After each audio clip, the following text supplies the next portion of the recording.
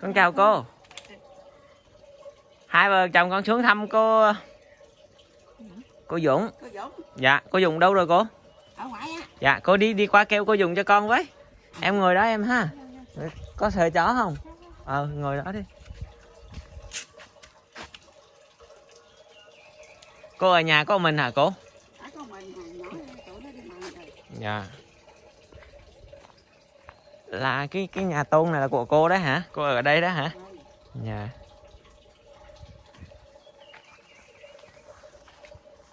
Cô đi lại cũng khó khăn quá ha.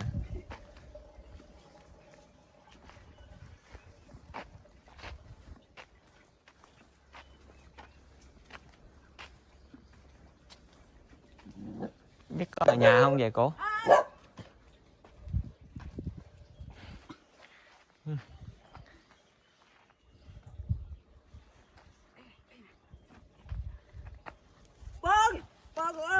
Là sao? Bà nói sao không cho bà. Ấn cho nhà hả? Bà nói không cho nhà bà. Chó à, chó à. Chó à. Chị cái gì hết? Chị cái gì? Dở cái gì mà lục qua đây đóng là đùng. Dạ. Dở rồi bộ giặt rồi, bộ giặt hư rồi cái đóng này khắp dưới rồi.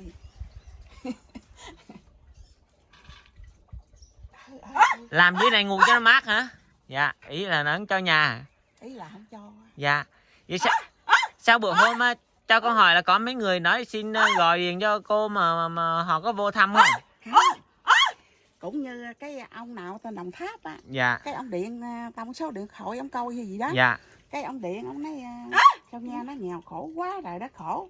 Bây giờ mà còn cất ở nhà gì. Dạ. Để tôi quẩn rồi tôi xuống tôi coi ấy tôi cho. Dạ. Ngoài tới nay rồi cũng không gì cũng không thấy. Chưa thấy ha. Gì cũng không thấy. Tại có nhiều người xin số điện thoại của con đó, số điện thoại cô á, xin thoại gì á. Rồi bởi vì con nói vậy rồi gì cũng không thấy gì đâu á. Dạ. Có người xin số điện thoại gì rồi nói là để vô khảo sát coi thử hỗ trợ cái sửa chữa lại cái nhà đó.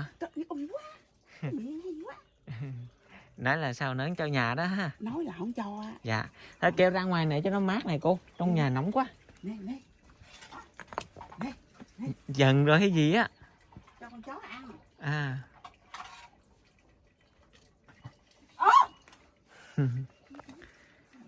Con nhỏ này nó chính thiệt chứ chơi à. Có người cho tiền sửa nhà nè, nói có người cho. Mấy bữa nay đâu có nói chuyện với tôi. Vậy á hả? Trời đất ơi, ngoài này mà la vô nói tôi á thì Nãy có người cho tiền sửa nhà nè, đấy. Nè, tiền nè. Tay người ta cho tao rồi, tao làm gì tao. Không, cho cô Dũng. Cho á. Trời. Tao là nó chính là ghê hồn lắm coi. Đi ra đây. Cậu coi thấy ghét không cậu coi á. Dạ. Bởi giờ thôi cậu thông cảm. Giờ thì con giúp giùm cho nó gì cũng mừng dữ lắm. Dạ thì con phải đưa tiền cho cô Dũng. Mà Tâm biết nó ghét cậu coi nè, tiền nè. Ra đây. Trời ơi cậu coi á. Dạ. Cũng như giờ cưng nếu cất thì cưng cất thì chấp vậy cưng cất cho nó đi. Không, con ở Sài Gòn sao con cất được? Vậy cô hả? Ở đây cô cất cho em mới chứ. Còn mấy con đưa cho gì? Nhưng mà con phải đưa tiền cho cô Dũng rồi cô Dũng đưa cho gì thì sao được à? Nói giờ nó không chịu. Con coi á. Thì ví dụ có vận động cho nhà thì từ vài ngày mới có chứ tự nhiên có một ngày, hai ngày. Từ hôm con về mà cỡ 3 ngày tới nay ha. Dạ. Rồi nó quậy gì tơi bời khói lửa. Vậy hả? Nói sao không có nhà hả? Nói là cho nhà rồi ý là nói tôi nó láo. Rồi tôi mới nói là tụi này tôi là kệ giờ giúp mày nói thì nó kệ nó. Thì chừng nào cậu trả cậu cho thì đây mọi người cho được 20 triệu này xuống rồi giờ bây giờ lấy cái số tiền nó sửa nhà thì có nhà. Thì cô hả? Dạ gì kêu cô Dũng ra. Ra đây. Nó không qua rồi, nó không ra rồi. Cậu coi khổ vậy cậu coi. Thì cũng như giờ là cậu cho vậy cũng như là tự giờ mình mua mình cất luôn ha. Dạ đúng rồi thì dì sửa cho cô Dũng sửa như thế nào thì sửa, muốn tráng nền lại hay là muốn lợp tôn lại hay gì đó thì dì làm trong cái số tiền đó. Dì tính là giờ như dì đổ 2 cây cột cao lên. Dạ. Cái rồi 2 cây cột này nữa là chạy 4 cây. Cái gì mua tên, cái giờ dì mua cây đòn tay là bằng sắt á. Dạ. Rồi kèo bằng sắt. Đó, rồi lợp tên rồi cán cái nền cho bả. Dạ, đó thì dì làm lại cho cô Dũng. Nhưng mà phải kéo cô Dũng ra nhận tiền là cảm ơn mọi người chứ, mọi người cho cô Dũng. Nè, đi ra để đứng chụp hình nha. Trời, cậu coi khổ ghê cậu Thảo. Thiệt chứ.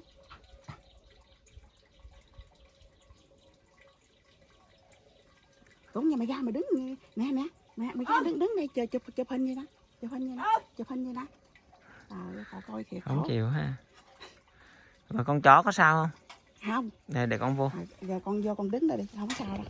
Đó, con chụp bả đại. Đi luôn hả? Rồi cậu coi cậu Thảo. Ừ. Thiệt là khổ tôi thiệt hết hả? Hết sức hôm nay nó phải nó hoành hành tôi, ta là tơi bời khói lửa luôn à. Dạ, cho tiền mà cũng nhận nữa thì giờ cũng khó vậy.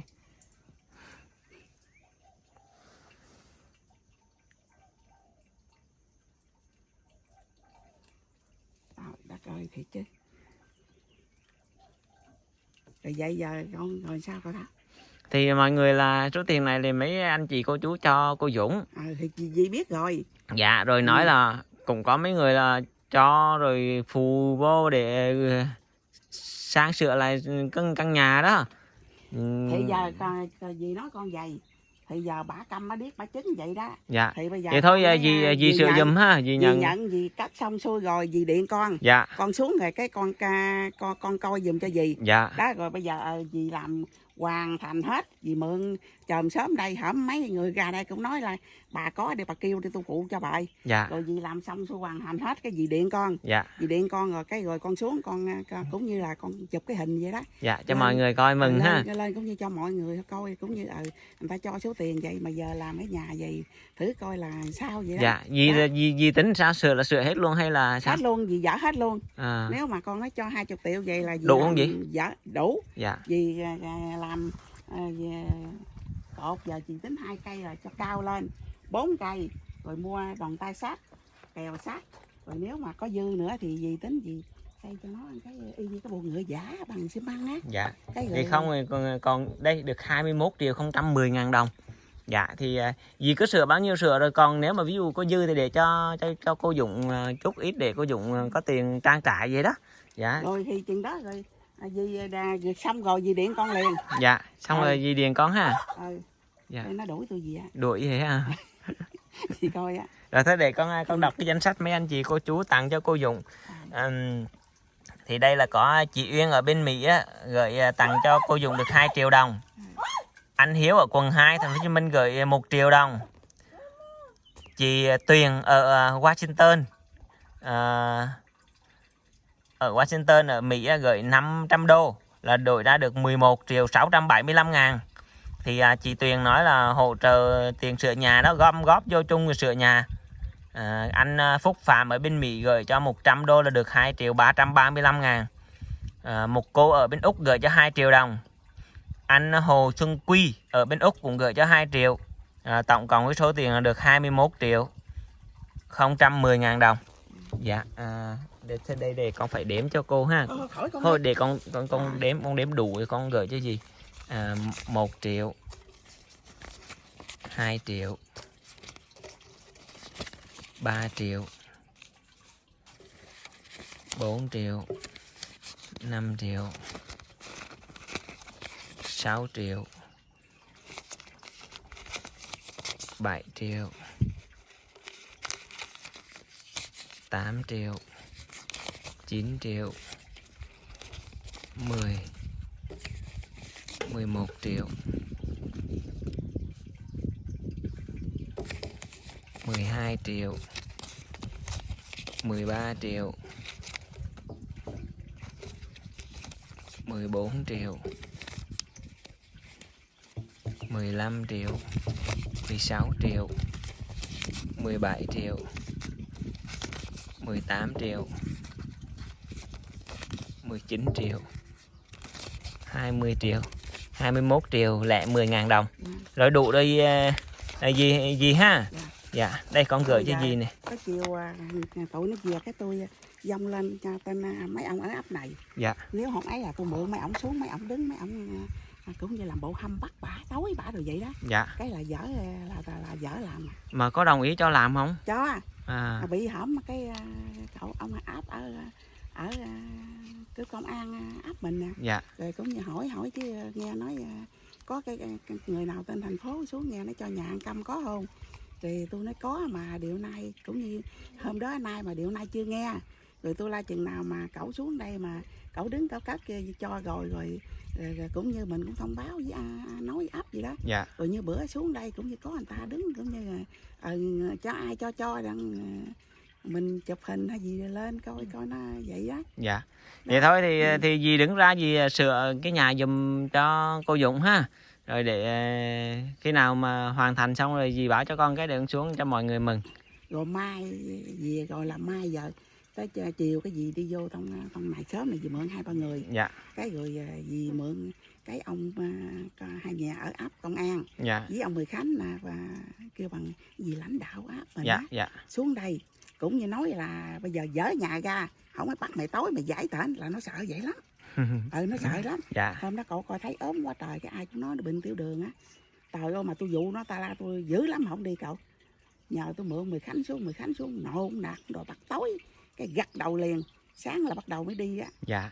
Vậy thôi thì dì cứ cũng là chị em với nhau thì có gì thôi dì thay mặt cô Dũng rồi nhận cái số tiền đó rồi cảm ơn. Với con là cũng như nó Ti nó cất ở đây nhưng mà dì là dòm ngó nó là lo cho nó hết trơn à. Dạ. Thế rồi bây giờ dì nói con là bây giờ dì để chiều nay nhỏ con cô gì á rồi kêu nó chở cô lên tên ở ấp này nè. Dạ. Cô mới xuống kêu là nói là ngày mai dỡ, ngày mai 19. Dạ. Kêu dỡ rồi cái đến cái lại cái mua cây mua đồ cái xuống đây hỏi. Dạ thì thôi giờ có được bao nhiêu thì mình sửa sang trong cái số tiền ghém trong cái số tiền vừa phải đó. Giờ tính làm cũng như gói gọn cho đủ thôi vậy đó. Dạ. Rồi cái nếu mà dì làm rồi là dì điện con liền. Dạ. Dì điện con giờ dì làm rồi đó thì cái con bữa nào đấy con xuống rồi con xuống cái cũng như con coi là cũng như dì làm vậy thứ là coi là có đúng hay là không rồi vậy dạ. đó. Dạ. Vậy thôi vậy thôi dì cũng thay mặt cô Dũng cảm ơn mọi người ủng hộ số tiền vậy để thôi, mà cũng như là dì cũng nhà người chị thì giờ dì cũng không biết gì hơn thôi, giờ dì cũng nhờ ở trong nước ngoài nước trước thì cũng như nhờ cậu Thảo, cậu cũng đến đây cậu cũng coi nhà nhỏ em này nó câm điếc thì giờ anh em ngoài nước thì cũng giúp đỡ cho nhỏ em của dì rất cũng là rất cảm ơn nhỏ em có nhà ở gì cũng nhớ ơn. Dạ. Rồi chúc dì nói với cô Dũng cho cô mừng ha, nó cho nhà rồi đó. Rồi dạ. Giờ cái chiều dì kêu nhỏ chở lên ấp cái gì kêu mượn cái ông hai nhẹ ông công an ở đây nè, ông công an ấp á, thì xuống ngày giấu nó giờ người ta cho tiền kêu dỡ là nó sợ à. Dạ. Tranh thủ làm sớm để cùng mùa mưa nó vô đừng có chỗ ở tội. Hỏi cậu chứ bởi tôi nói tôi là trời đất ơi người ta cho để từ từ rồi mới xuống đây rồi mới cho. Nó nói tôi rồi nó láo. Nó nói tôi nó láo. Mấy bữa nay đâu có vô trong nhà tôi. Dạ. Cậu coi có cậu nó chứng vậy cậu thấy á. Dạ. Rồi giờ bởi giờ lo cho nó đi rồi cái rồi xong rồi là tôi điện cậu liền rồi. Dạ. Dạ. Vậy thôi con chào dì ha. Rồi thôi con dì cũng cảm ơn hai vợ chồng con là dữ lắm nha. Dạ. Thôi con đi á. Rồi cái bà ngoại bà hôm nay bà điện bà cũng xin số điện thoại bà cũng điện hỏi thăm hoài à. Dạ. Bà cũng nói trời ơi mai thời cũng gặp Thảo này tên thành phố á. Rồi cái sau nó nghe cái bà bên cái lại với con hổng bà nghe cái số điện thoại này lên vậy đó cái bà tường qua tới nhà bên đây gì bà nói sao bà quen Thảo được mà xin cho căm nhà mà tôi tính nói bà dẫn qua giùm tôi là tại đó tôi không biết cái nó mới bữa điện cái rồi cậu ta lại bà cậu nói giờ con mất đi công tác rồi mà người ta mới cho cất cái nhà 40 triệu. Dạ. Vậy thôi thì cái đó thì để con coi cân nhắc thử. Thì dạ. Vậy thôi con đi làm cái gì ha. Rồi con chào dì. Dạ. Dì cảm ơn con nhiều nha. Dạ. Rồi cái xong cái gì điện con liền nha. Dạ. Dì điện con cái xuống cũng như ý con như con xuống nha con dẫn vài ba người vậy đó. Dạ. Cái rồi xuống cũng như coi cây làm cái vậy rồi sao vậy đó. Không có chiều ra luôn ha. Dạ. Đúng không?